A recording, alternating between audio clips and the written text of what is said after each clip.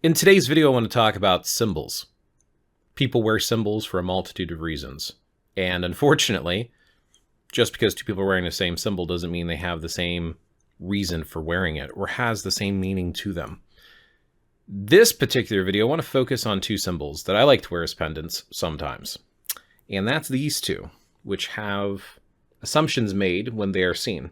And I want to talk about it because of the assumptions that are typically made with these two. So this one right here is what's called Mjolnir. It's Thor's hammer. This one, people argue over it. Some people call it a pentagram, some people call it a pentacle because of the circle. I want to talk about Mjolnir first. Both cases, I don't wear these symbols as much because of some of the assumptions and associations made. So if I do wear that, sometimes it's under my shirt, sometimes it's over my shirt. I have this little drawstring thing where you can like resize it, right?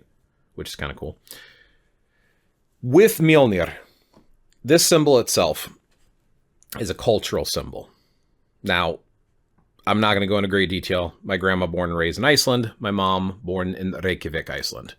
It's part of my culture and heritage.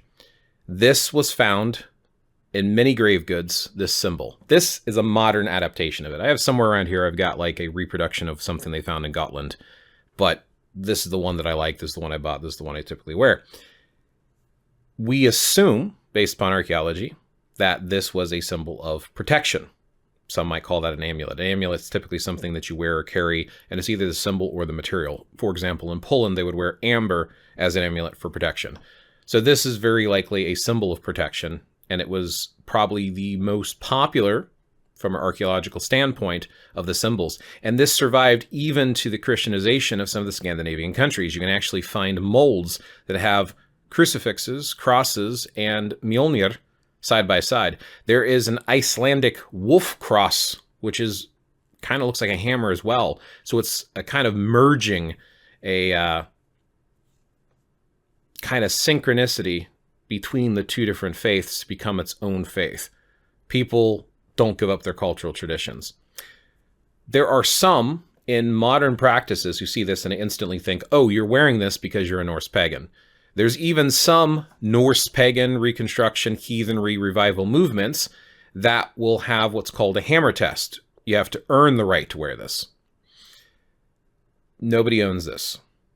It's cultural, and even outside of the culture itself, depending on the people that you ask, they'll say anyone can wear this as well, because even though it is a cultural symbol, and not much different, in my opinion, than if someone was to wear a bindi, like in Hinduism, or if somebody was to wear beaded clothing, like some of the indigenous tribes, be aware it's a distinct cultural thing. That doesn't mean you can't wear it with respect. People will still argue over this. People will say that if you're not Scandinavian descent, that you have no right to wear this. And some people, again, will argue you have to pass the hammer test to wear this. And 100% in my opinion, none of that applies. Just be respectful when you wear it. And be aware of the associations that might be made when people see this. So why do I wear it myself? I don't wear it to signify my belief system because I'm eclectic. I mix and match. I have studied and researched enough things and I've had enough influences. Are there influences from my Icelandic heritage? Absolutely. The way I was raised influenced the way I thought about spirituality. There's 100% an Icelandic influence there. Also, my interest in the Icelandic culture, my heritage, and reading some of the sagas and eddas. So there is influence there, but it's not sole influence. I also have influence from other pieces of my heritage and culture. And I weave all my spirituality together. So this is not a symbol to signify my spirituality. Do I consider it a protective amulet? Abso-freaking-lutely. I do consider this to be a protective thing, and it makes me feel closer with my heritage. So I wear this for a cultural heritage purpose. That doesn't mean that if you were going to wear it, you had to wear it for the same reason. You have to have some connection to one of those countries. I'm not saying that at all. Wear it if you want to wear it. I just want to call out attention to it and why people might wear it, and some of the associations that are made with it. Interestingly enough, hammers are not weapons in Scandinavia. Now, I can go over all the Scandinavian weapons, but do it yourself, do some research. Find one hammer that was used in actual historical archaeological finds that was used as a weapon in Scandinavia. It's not. It's more of a symbol thing. And then what does a hammer symbolize, right? A hammer can be used to create and to craft. It can be used to strike and destroy and to crack. There's a lot of symbology behind this. You can build with it and you can destroy with it.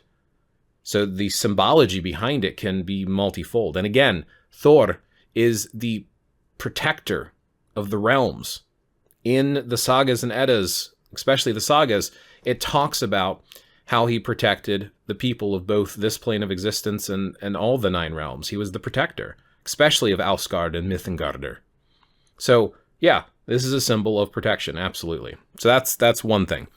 The other symbol I wanted to bring up, The other symbol I wanted to bring up after knocking my camera over is this. Now, you can call this a pentagram. Some people might get mad and they'll argue. Pentagram is a 5-pointed star, period. People will say because of the circle around it, that makes it a pentacle. And there's a difference between a pentagram and a pentacle. You might see it with the point up, or you might see it with the point down. There are different people who've used this in various ways. It is a very common symbol. A lot of people have drawn it. Mathematically speaking, this is a very powerful symbol. So let's talk about the origin behind this, because when people see this, they instantly think of one of two things. Wiccan, for Wicca, modern neo-pagan path, or witch and witchcraft. There is a distinct difference. I've covered this in other videos, but very briefly, Wicca is a neo-pagan religion. Witch and witchcraft is a generic term used for magical practices, and witches might not necessarily be Wiccan or religious at all. Or their spiritual path of how they practice witchcraft could in and of itself be their religion or spirituality. Whereas Wicca, I don't know if I've met a Wiccan who is not also a witch. So you could almost say all Wiccans are witches, but not all witches are Wiccans. But I don't know if that's necessarily true. Again, I haven't met all Wiccans. And I don't speak for them because I'm not a Wiccan. I never wore this because of Wicca. I never wore this because of witchcraft.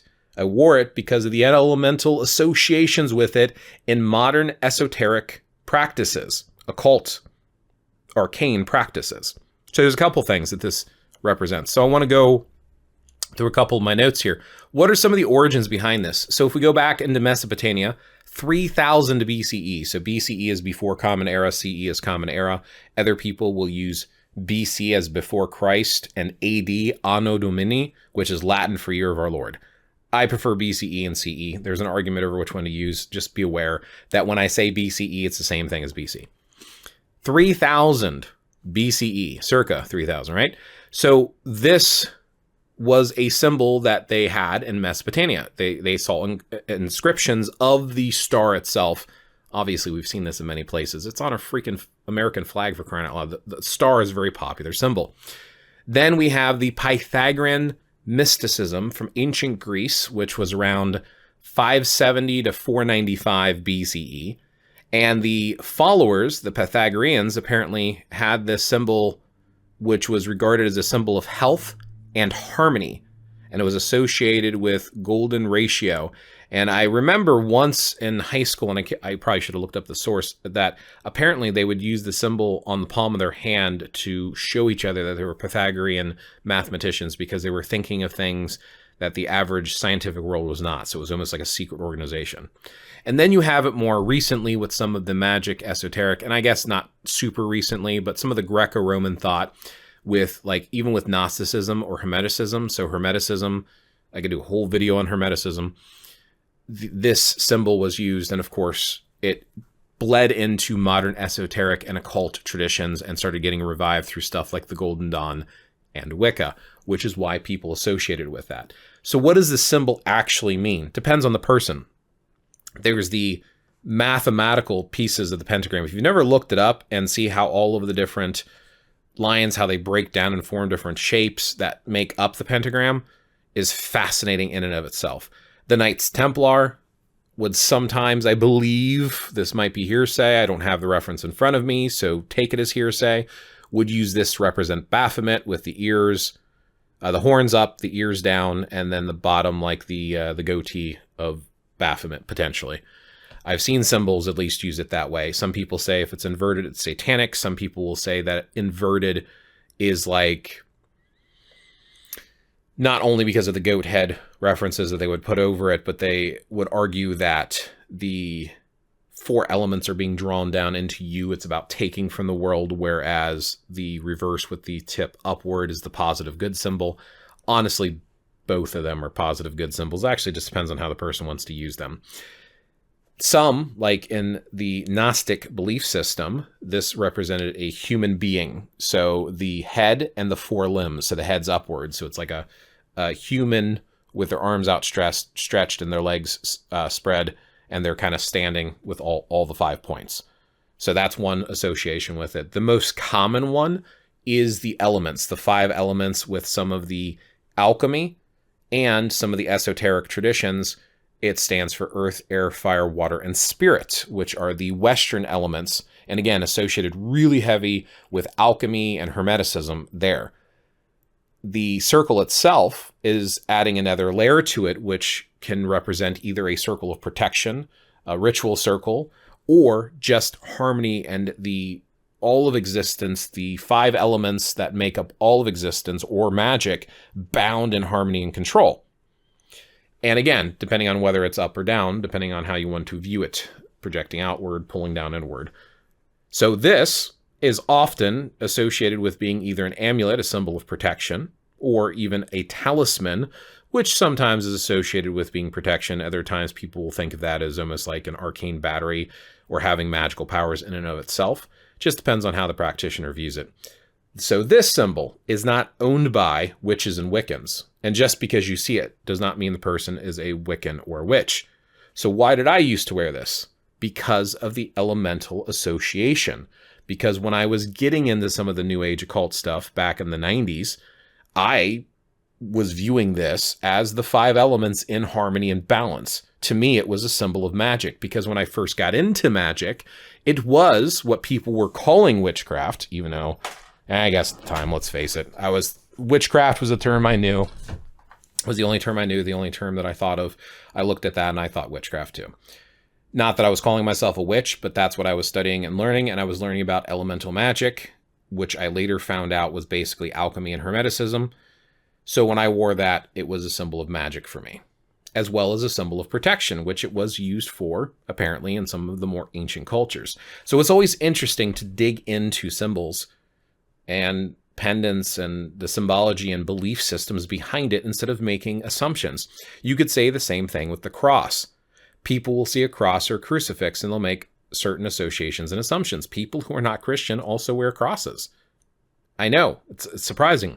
Or if you think of the inverted cross, most people associate that with Satanism or satanic practices. The inverted cross is actually the cross of St. Peter, because Peter didn't want to be hung because he didn't think he was worthy, hung from the cross the same way Jesus did, and apparently was asked to be crucified upside down. I don't know how true that story is. Again, hearsay.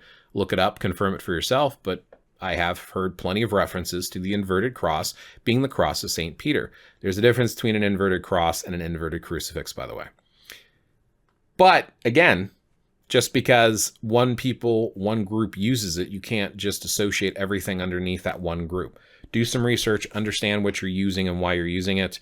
And if it does have a specific meaning to you, don't assume other people are using it for the same reason and purposes as you. So that's 2 symbols. Does anyone out there wear either a pentagram, pentacle, either one, even without the circle? Does anyone out there wear a star? Do you wear it with the circle around it? Is it inverted? Is it pointed upwards with the one tip? Is one tip up, one tip down? Why do you wear it or use that symbol? Is it tattooed on you? Is it a ring? Is it earrings? Is it a necklace? Is it a talisman for you, an amulet? I'd like to hear your thoughts in the comments below why you wear it. Likewise with Mjolnir. Do you wear a Mjolnir? And if you do, why do you wear the Mjolnir? What does it represent to you, and what made you start wearing it? And what meaning do you find in its wearing? So, and just for fun, what assumptions do you make even if you don't wear it? If you see that symbol, what's the first thing that comes to mind for either Mjolnir or the pentagram? Anyway, look forward to hearing from you. Thank you for watching. And as always, I will catch you in the next one.